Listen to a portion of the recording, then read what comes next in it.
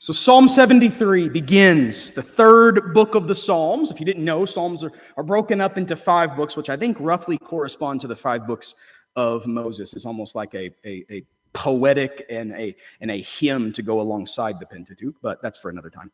And its author is Asaph, who was probably one of David's singers. So First Chronicles talks about that there was a Levite named Asaph, and so we don't know for sure if that is who's the one who wrote this.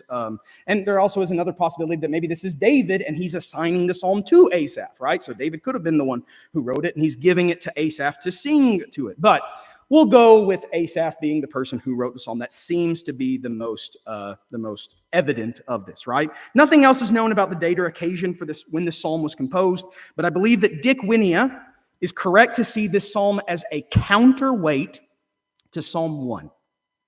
In that marvelous introduction that we just read, sang, and prayed, right? We're told the righteous meditate day and night on God's law, and they're like mighty trees, like trees within the Garden of Eden. And all that they do, they prospers, but the wicked are the very opposite. They're like chaff that's blown out in the wind, right? And we ought to meditate on that psalm and strive to find such blessedness in God's word. But the reason that he says that this psalm is a counterweight to Psalm 1 is because here Asaph addresses a question that, if we're honest, probably has lurked over our shoulders a couple of times as we have read Psalm 1. And it's this question.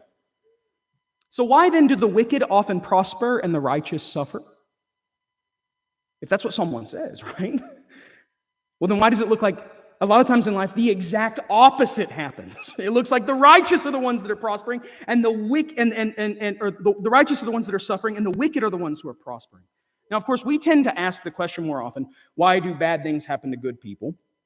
And of course, the answer to that begins with acknowledging no one is good but God alone, right?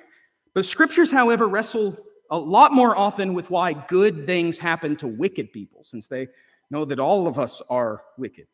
And that's Asaph's question here, the question that he's addressing.